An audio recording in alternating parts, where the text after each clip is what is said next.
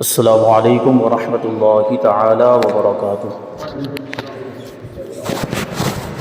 نحمده ونصلي ونسلم على رسوله الكريم اما بعد فاعوذ باللہ من الشیطان الرجیم بسم اللہ الرحمن الرحیم ان اللہ وملائکته یصلون علی النبی یا ایہا الذین آمنوا صلوا علیہ وسلموا تسلیما اللہم صل علی سیدنا ومولانا محمد معدن الجود والکرم وآلہ الکرام وابنہ الکریم وبارک وسلم صلاۃ وسلاما علیک یا رسول اللہ صلی اللہ تعالی علیہ وسلم۔ قرآن عظیم کی عظمت قرآن کی آیات کی روشنی میں بیان کی جا رہی ہے، تو یہاں پر 11 آیتیں بیان کی گئی ہے جن میں قرآن پاک کی عظمت اور اس کی فضیلت بتائی گئی ہے کہ کیسا عظیم الشان کلام ہے۔ اس میں سے 4 آیتوں کے بارے میں گزشتہ درس میں آپ نے سماعت کیا۔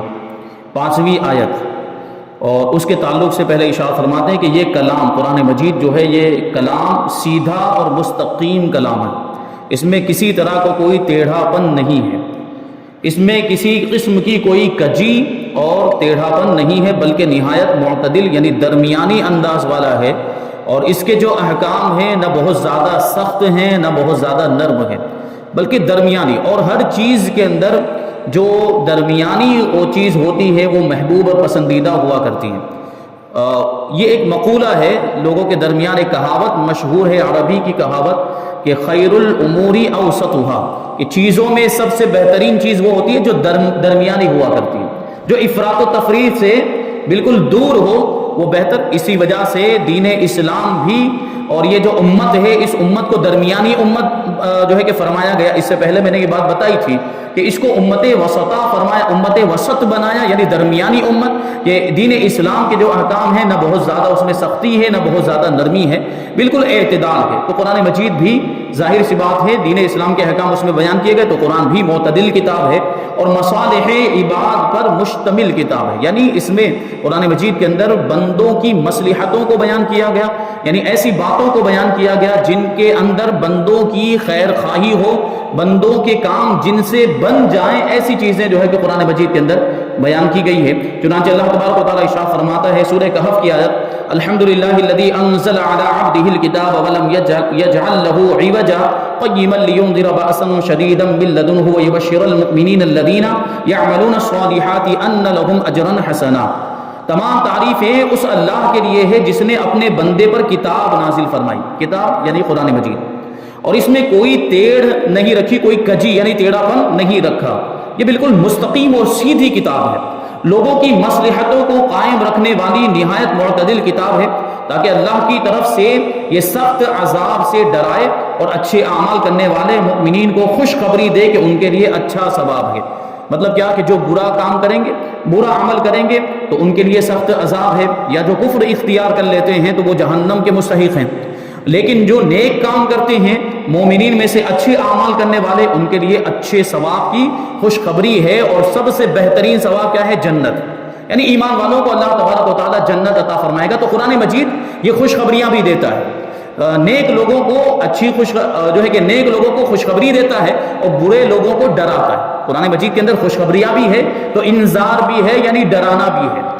آگے اللہ تبارک و تعالیٰ قرآن مجید کے اندر ارشاد فرماتا ہے کہ انا نحن نزلنا الذکر وانا لہ لحافظون، اور اس کے تعلق سے فرماتے ہیں کہ یہ محفوظ کتاب ہے، اس کتاب کو محفوظ کر دیا گیا، اس کی حفاظت کی ذمہ داری خود رب تبارک و تعالیٰ نے دی، اور اس میں کسی قسم کی کوئی تبدیلی نہیں ہو سکتی۔ قرآن مجید کے اندر جیسے پچھلے درس کے اندر بیان کیا گیا تھا کہ اگلی کتابوں کو لوگوں نے تبدیل کر دیا، اپنی مرضی کے مطابق آیتیں گھٹا بڑھا دی ہیں، لیکن قرآن مجید جیسا 1450 سال پہلے تھا آج بھی ویسا ہی موجود ہے، اس میں کسی طرح کی کوئی تبدیلی نہیں ہوئی اور نہ ہی کوئی تبدیلی ہو سکتی ہے، کیونکہ اس کی حفاظت کا ذمہ خود اللہ تبارک و تعالیٰ نے لیا ہے۔ چنانچہ ارشاد ہے انا نحن نزلنا الذکر وانا لہ لحافظون، بے شک ہم نے اس قرآن کو نازل کیا اور بے شک ہم خود اس کی حفاظت کرنے والے ہیں۔ تو اب آپ خود ہی سوچ لیں کہ جس کتاب کی حفاظت خود اللہ تبارک و تعالیٰ فرمائے تو اس میں کیسی تبدیلی ہو سکتی؟ اس میں کوئی تبدیلی نہیں ہو سکتی، اور کوئی اپنی لاکھوں کوششیں کر لے، خوب طاقت اس میں جھونک دے، لیکن قرآن کا ایک زبر نہیں بدل سکتا۔ لاکھوں ہزاروں وسیم رضوی پیدا ہو جائے لیکن قرآن کی ایک آیت کو اس میں سے نکال نہیں سکتے۔ یہ مردود خبیث جو آج قرآن کو بدلنے کی کوششیں کر رہے ہیں اور اس طرح کی باتیں کر رہے ہیں، یہ اپنے اعتبار سے کوشش کر لیں، لیکن ظاہر سی بات ہے کوئی بھی دنیا کی طاقت اللہ کی طاقت کا مقابلہ نہیں کر سکتی۔ جب قرآن مجید کی حفاظت کی ذمہ داری اللہ تبارک و تعالیٰ نے لی ہے تو مطلب یہ ہے کہ قیامت تک قرآن مجید اسی حالت میں محفوظ رہے گا اور اس میں کوئی تبدیلی نہیں ہو سکے گی۔ ابھی ایک بات پتہ چلی کہ باہر کسی ملک کے اندر ایک قرآن مجید جو ہے کہ چھاپا گیا اور معاذ اللہ اس میں یہ کوشش کی گئی، کیونکہ یہ قادیانی جو ہیں، قادیانی مرزا غلام احمد قادیانی کے ماننے والے جس نے نبوت کا دعویٰ کیا تھا، تو اس کے ماننے والے باہر کے ممالک میں بھی بہت زیادہ پائے جاتے ہیں، تو ان لوگوں نے ایک قرآن مجید چھاپا ہے اور معاذ اللہ اس میں جہاں جہاں قرآن مجید کے اندر حضور پاک صلی اللہ علیہ وسلم کا اسم ذاتی محمد صلی اللہ علیہ وسلم آیا ہے، وہاں پر اس نام کو ہٹا کر ان لوگوں نے احمد لکھ دیا اور اس احمد سے مرزا غلام احمد قادیانی کو ان لوگوں نے مراد دیا ہے، معاذ اللہ۔ اللہ تبارک و تعالیٰ ایسے لوگوں کو نیست و نابود فرما دے اور ان کی سازشوں کو ناکام فرمائے، تو عنقریب اس کا پردہ بھی فاش ہو جائے گا اور وہ بھی وہ حقیقت لوگوں کے سامنے آ جائے گی۔ بہرحال انہوں نے اپنے اعتبار سے کوشش کری، لیکن پوری دنیا میں جو قرآن مجید کے جو نسخے جو کتابی شکل میں مصحف موجود ہیں اس میں سے تبدیلی نہیں ہوئی ہے، تو قرآن ابھی بھی اپنی اصل حالت پر موجود ہے۔ یہ تو وہی کہا جائے گا کہ انہوں نے اپنے اعتبار سے کیا، ہم تو اس کے معترف ہے ہی نہیں بلکہ ہم تو اس کا رد کرتے ہیں۔ قرآن پاک میں حضور پاک صلی اللہ علیہ وسلم کے جہاں پر حضور کا نام مبارک آیا ہے وہ بھی نہیں بدلا جا سکتا، بلکہ ایک زبر بھی نہیں بدلا جا سکتا ہے، تو اس کی حفاظت کی ذمہ داری اللہ تبارک و تعالیٰ نے لی۔ جیسے کہ آپ نے دیکھا کہ وسیم رضوی جس نے قرآن مجید کو بدلنے کی کوشش کی تھی وہ خود ہی بدل گیا، وہ خود ہی مرتد، پہلے سے تو شیعہ مذہب سے اس کا تعلق تھا ہی، اور شیعہ مذہب کے بہت سارے عقائد ایسے ہیں جو کفری عقائد ہیں، تو پہلے ہی سے معاذ اللہ وہ جو ہے کہ اسلام سے باہر تو تھا ہی، لیکن اب اس کا نام بھی مسلمانوں والا نہ رہ گیا، اب وہ پورے طور پر ہی اسلام سے خارج ہو گیا، اب تو برائے نام بھی مسلمان نہ رہا۔ یہ دیکھیں کیسا عذاب نازل ہوتا ہے، جو قرآن کو بدلنے کی کوشش کرتا ہے اس کے ساتھ کیسے معاملات ہوتے ہیں کہ دنیا ہی میں دیکھیں اس کی کیسی مطلب دیکھیے کہ اس کی زندگی میں ایسا انقلاب آیا کہ قرآن کو بدلنے کی کوشش کر رہا تھا اور خود بدل گیا، تو یہ چیز ہوتی ہے۔ اللہ تبارک و تعالیٰ اس طرح اپنی کتاب کی حفاظت فرماتا ہے۔ تو عنقریب وہ بھی جو جن لوگوں نے بھی وہ مرزا غلام احمد قادیانی کے ماننے والوں نے بھی جو اس طرح کا قرآن مجید چھاپا ہے وہ بھی کیفر کردار تک پہنچیں گے عنقریب، اللہ تبارک و تعالیٰ ان کو انجام تک پہنچائے گا۔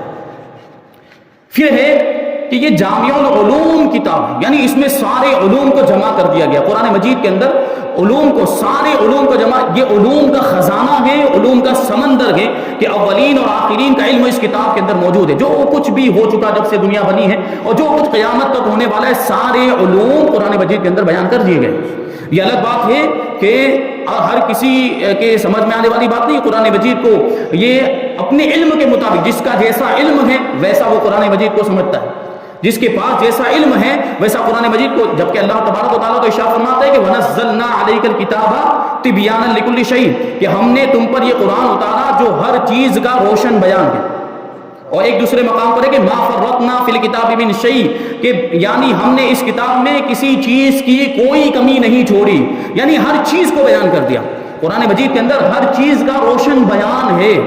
اب یہ ہماری عقل کا قصور ہے، یہ ہمارے علم کی کمی ہے کہ ہم قرآن مجید کے اندر ساری چیزوں کو ڈھونڈ نہیں سکتے، ساری چیزوں کو تلاش نہیں کر سکتے، ساری چیزوں کو ہم اس میں قرآن مجید کے اندر، کیونکہ ہمارے پاس اتنا علم نہیں، ہمارے پاس اتنی عقل نہیں ہے، اور ہم تو بالکل، ہماری تو کوئی اوقات ہی نہیں ہے کہ ہم قرآن مجید کو پورے طور پر سمجھ لیں، بس ہم اپنی طاقت کے مطابق اس کو سمجھنے کی کوشش کرتے ہیں اور اپنے علم کے مطابق اس کو سمجھ، ورنہ تو قرآن مجید ایسا گہرا سمندر ہے علوم کا کہ اس میں جو جتنا گہرائی میں جاتا جائے گا اتنے ہی ہیرے جواہر لے کر آئے گا وہ، یہ قرآن مجید کی شان۔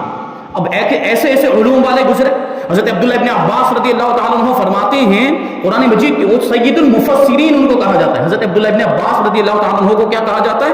سید المفسرین، جن کے لیے رسول پاک صلی اللہ علیہ وسلم نے دعا فرمائی تھی کہ اے پروردگار عبداللہ کو قرآن کی تفسیر سکھا دے، یہ دعا فرمائی تھی، تو اللہ تبارک و تعالیٰ نے سید المفسرین کا مرتبہ عطا فرما دیا۔ اکثر جو تفسیر کی جو روایتیں ہیں وہ عام طور پر حضرت عبداللہ ابن عباس رضی اللہ تعالیٰ عنہ سے مروی ہوتی ہیں۔ یہ حضرت عبداللہ ابن عباس کیسا قرآن کا علم ہوگا، فرماتے ہیں کہ اگر میرے اونٹ کی رسی بھی گم ہو جائے تو اس کو میں قرآن میں ڈھونڈوں گا۔ سوچے، ہر چیز کا روشن بیان۔ حضرت عبداللہ ابن عباس کہتے ہیں کہ میرے اونٹ کی رسی بھی گم ہو جائے گی تو قرآن سے تلاش کروں گا۔ حضرت ابو بکر ابن مجاہد رضی اللہ تعالیٰ عنہ نے ایک مرتبہ بیان کیا یہی بات کہ قرآن مجید کے اندر ہر چیز کا بیان موجود ہے، ہر چیز کا روشن بیان، ہر چیز کو ذکر کیا گیا ہے. تو کسی نے سوال پوچھ لیا کہ آپ یہ کہہ رہے ہیں کہ قرآن مجید کے اندر ہر چیز کا روشن بیان موجود ہے، تو یہ سراؤں کا ذکر موجود ہے؟ یعنی یہ مسافر خانے، سرائے جو مسافر خانے ہوتے ہیں، کیا ان کا ذکر بھی قرآن مجید کے اندر موجود ہے؟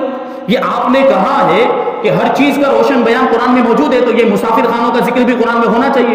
یہ سوال پوچھا. تو حضرت ابو بکر بن مجاہد وہ بھی بہت بڑے مفسر ہیں، ان کی بھی تفسیری روایتیں کتابوں کے اندر ملتی ہیں. یہ حضرت ابو بکر ابن مجاہد ارشاد فرماتے ہیں ہاں مسافر خانوں کا ذکر بھی قرآن مجید کے اندر موجود ہے. یہ 18ویں پارے کی آیت ہے لیس علیکم جناح ان تدخلوا بیوتا غیر مسکونۃ فیہا متاع لکم، کہ تم پر کوئی حرج نہیں ہے کہ ایسے گھروں میں بغیر اجازت کے داخل ہو جاؤ جن گھروں میں مستقل سکونت نہیں ہوتی، یعنی جن گھروں میں مستقل طور پر کوئی رہتا نہیں ہے، اس میں تمہارا سامان چھوٹ گیا ہو تو تم بغیر اجازت کے اس میں داخل ہو سکتے ہو. اور یہ مسافر خانے ایسے ہی ہوا کرتے ہیں، اس میں مستقل سکونت نہیں ہوتی، لوگ عارضی طور پر ٹیمپررلی وہاں پر آتے ہیں، رہتے ہیں، جتنی دیر ان کو رکنا ہوتا ہے رکتے ہیں، پھر چلے جاتے ہیں. تو مستقل سکونت وہاں پر مسافر خانوں میں لوگوں کی نہیں ہوتی. تو فرمایا جا رہا کیونکہ اس سے پہلی والی آیتوں کے اندر یہ ذکر آیا تھا کہ لوگوں کے گھروں میں اجازت کے بغیر داخل نہیں ہو سکتے، جہاں پر لوگ رہتے ہوں وہاں اجازت کے بغیر داخل نہیں ہو سکتے. تو اب یہ بات تھی کہ کوئی ایسے گھر ہیں کہ جس میں مستقل طور پر رہائش نہیں ہے، لوگ رہتے نہیں، سکونت نہیں مستقل طور پر، تو کیا ایسے گھروں میں بھی اجازت لے کر جانا پڑے گا؟ یعنی مسافر خانے.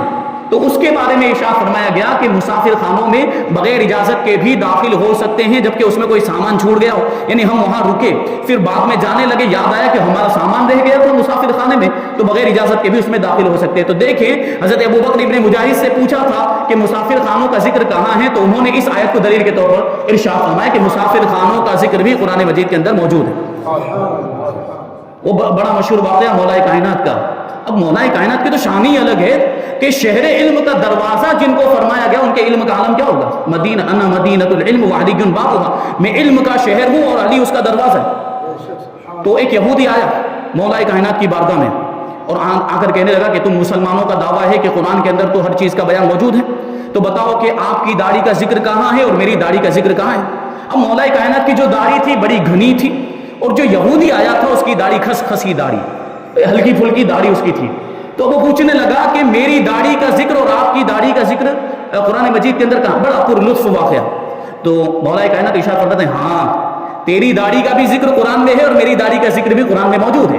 8ویں پارے کی آیت اللہ تبارک و تعالی ارشاد فرماتے ہیں والبلد الطیب یخرج نباتہ باذن ربہ والذی خبث لا یخرج الا نکدا، کہ جو زمین پاکیزہ ہوتی ہے، جو زمین اچھی ہوتی ہے، پاکیزہ ہوتی ہے، اس میں جو سبزہ اگتا ہے وہ اللہ کے حکم سے بہت ہی اچھا اگا کرتا ہے. لیکن جو زمین بنجر ہوتی، جو زمین جو ہے کہ خبیث ہوا کرتی ہے، اس سے کچھ بھی نہیں نکلتا، اور اگر نکلتا بھی ہے تو تھوڑا سا نکلتا ہے. تو مولا کائنات کی جو داڑھی مبارک تھی وہ گھنی تھی، تو انہوں نے ثابت کیا کہ یہ جو زمین ہے یہ پاکیزہ زمین ہے، تو یہ جو سبزہ اگا ہے یہ اللہ کے حکم سے اگا. اور تیری جو زمین ہے یہ داڑھی کی جو بنجر زمین ہے، اس لیے اتنا کچھ اگا نہیں ہے، تھوڑے سے بال ہو گئے. تو مولا کائنات نے ثابت کر دیا کہ قرآن مجید کے اندر ہر چیز کا روشن بیان موجود ہے. قرآن مجید کے اندر ہر چیز کا روشن بیان موجود ہے. بلکہ مولا کائنات کے علم کے بارے میں تو جو تفسیر کا جو علم، قرآن کا علم، دوسرے علوم تو الگ ہیں. اور قرآن کا علم کیسا تھا مولا کائنات کے پاس؟ اعلیٰ حضرت رضی اللہ تعالیٰ عنہ فتاوی رضویہ جدید کی 22ویں جلد میں ارشاد فرماتے ہیں کہ مولا کائنات علی مرتضیٰ رضی اللہ تعالیٰ عنہ نے ارشاد فرمایا کہ اگر میں بسم اللہ کی تفسیر لکھوں، اگر میں بسم اللہ کی تفسیر لکھوں تو 70 اونٹ بھر جائیں گے. 70 اونٹ کو بھر دوں کا کیا مطلب ہوا کہ اگر کاغذوں پر لکھوں اس کے جز تیار کیے جائے، اس کے حصے تیار کیے جائیں، کتابی شکل میں قرآن مجید کو جو ہے کہ رکھا جائے، پھر اس کو اونٹوں پر لادا جائے تو 1 اونٹ بھر جائے گا، 2 3 4 نہیں بلکہ 70 اونٹ بھر جائیں گے. یہ 70 گجراتی والا 70 نہیں ہے، یہ اردو والا یعنی 70 اونٹ بھر جائیں گے. اب آپ سوچیں اعلیٰ حضرت رضی اللہ تعالیٰ آگے ارشاد فرماتے ہیں کہ اب غور کیا جائے، اب حساب لگا جائے کہ 1 اونٹ کتنے من بوجھ اٹھا سکتا ہے، 1 اونٹ کتنے من بوجھ اٹھا سکتا ہے، اور 1 اونٹ پر کتنے ہزار جز لادے جا سکتے ہیں. حساب لگایا، خود اعلیٰ حضرت رضی اللہ تعالیٰ نے حساب لگا کر بتایا کہ یہ حصے اگر 70 اونٹوں پر لادے جائیں، پھر ان کا حساب لگایا جائے کہ 1 اونٹ کتنے من بوجھ اٹھا سکتا ہے، تو تقریباً 25 لاکھ جز بنتے ہیں. یہ صرف بسم اللہ کی تفسیر. باقی قرآن مجید کا تو معاملہ ہی الگ، صرف بسم اللہ کی تفسیر. اب سوچیں کہ مولا کائنات کا علم کیسا ہوگا. پھر حضرت فاروق اعظم کا علم کہ جن کے بارے میں فرمایا گیا کہ علم کے 9 حصے حضرت عمر کو ملے. حضرت فاروق اعظم کو علم کے 9 حصے ملیں گے، یعنی 10 حصے کیے جائیں تو 10 میں سے 9 حصے فاروق اعظم کو ملے. اور پھر حضرت ابوبکر صدیق رضی اللہ تعالیٰ عنہ کے علم کا عالم کیا ہوگا کہ صحابہ کرام نے حضرت صدیق اکبر کے بارے میں یوں صحابہ کرام نے عرض کیا کہ ابو بکر ہم میں سب سے بڑے عالم ہیں. تو یہ تو صحابہ کا علم، یہ صحابی کا علم اتنا عظیم الشان ہے، تو نبی کا علم کیسا ہوگا. تو یہ مولا کائنات علی مرتضیٰ رضی اللہ تعالیٰ عنہ کہ وہ جو داڑھی کا پوچھنے کے لیے آیا تو مولا کائنات نے اس طرح اس کو جواب دیا. اور پھر وہ علماء کرام جو علماء ربانیین ہوتے ہیں ان کی شان الگ ہوتی ہے. اللہ تبارک و تعالیٰ قرآن کی سمجھ ان کو عطا فرماتا ہے، قرآن کی معرفت ان کو عطا فرماتا ہے. اعلیٰ حضرت پیر مہر علی شاہ گولڑا شریف، جہاں پاکستان گولڑا وہاں پہ موجود ہے، ان کا وہاں پہ مزار موجود، بڑا دلچسپ واقعہ ہے، ایمان تازہ ہو جائے گا. یہ قرآن مجید کی جو بات چل رہی ہے کہ قرآن مجید کے اندر ہر چیز کا روشن بیان موجود ہے، تو یہ اہل سنت و جماعت کے بہت عظیم عالم دین حضرت پیر مہر علی شاہ رحمۃ اللہ تعالیٰ علیہ قریب کے زمانے میں گزرے ہیں. تو ان کا ایک عیسائی پادری کے ساتھ مناظرہ ہو گیا.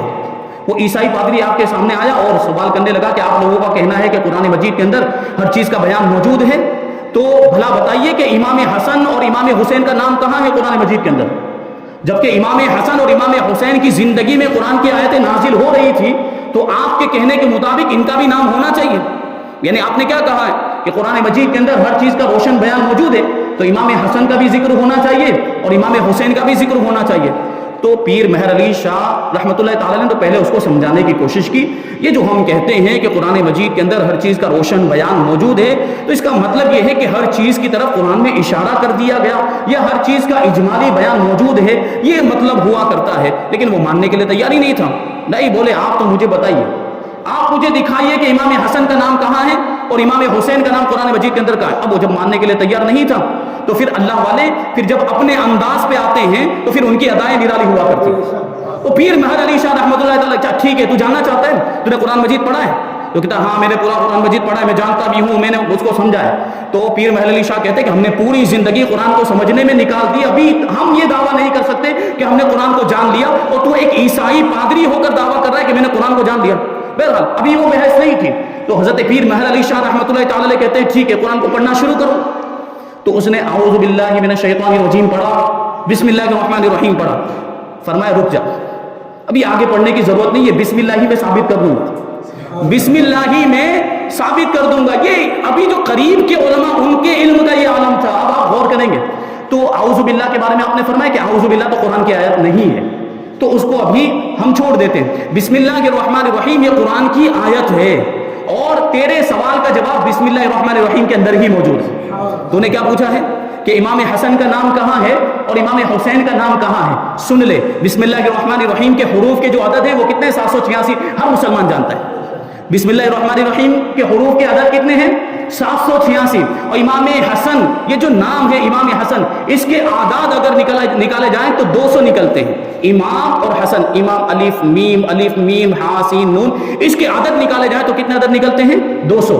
یہ آپ کو گننا ہے، شمار کرنا ہے، 200 آپ کو ذہن میں رکھنا ہے. اور امام حسن کی شہادت کون سے ہجری میں ہوئی؟ 50 ہجری میں ہوئی. امام حسن کی شہادت 50 ہجری میں ہوئی. اب 200 میں 50 ملا ہے کتنے ہوئے؟ 250 ہوئے.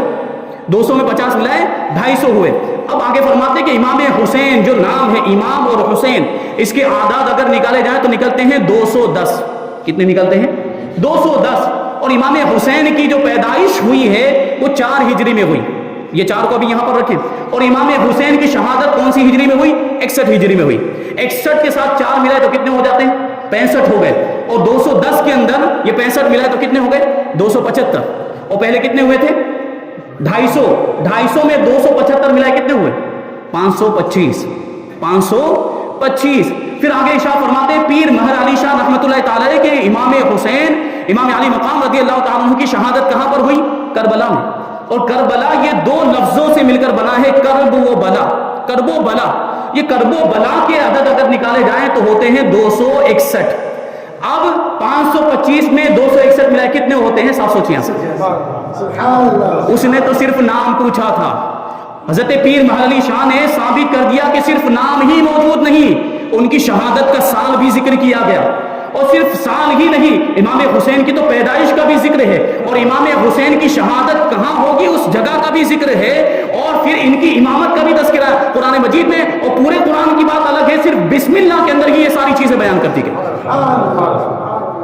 ایسے ایسے علماء اللہ تبارک و تعالیٰ نے اہل سنت و جماعت کو عطا فرمائے تھے، تو یہ شان ہے۔ دیکھیے بات ایسی ہوتی ہے کہ جس کا جیسا علم ہوتا ہے وہ ویسا ہی قرآن سے فیض حاصل کرتا ہے۔ اللہ تبارک و تعالیٰ ہمیں بھی نور قرآن سے روشن اور منور فرمائے۔ تو بس یہ بات یہی ہے کہ قرآن مجید کے اندر ہر چیز کا روشن بیان موجود ہے۔ ترمذی کی حدیث میں نبی کریم صلی اللہ علیہ وسلم نے ارشاد فرمایا کہ کتاب اللہ میں تم سے پہلے واقعات کی بھی خبر ہے، اور تم سے بعد کے واقعات کی بھی خبر موجود ہے، اور تمہارے آپس کے فیصلے بھی موجود ہیں۔ حضرت عبداللہ ابن مسعود رضی اللہ تعالیٰ عنہ فرماتے ہیں کہ قرآن مجید ہر نافع علم پر مشتمل ہے، یعنی قرآن مجید کے اندر ہر نفع بخش علم موجود ہے، یعنی اس میں گزشتہ واقعات کی خبریں اور آئندہ ہونے والے واقعات کا علم موجود ہے۔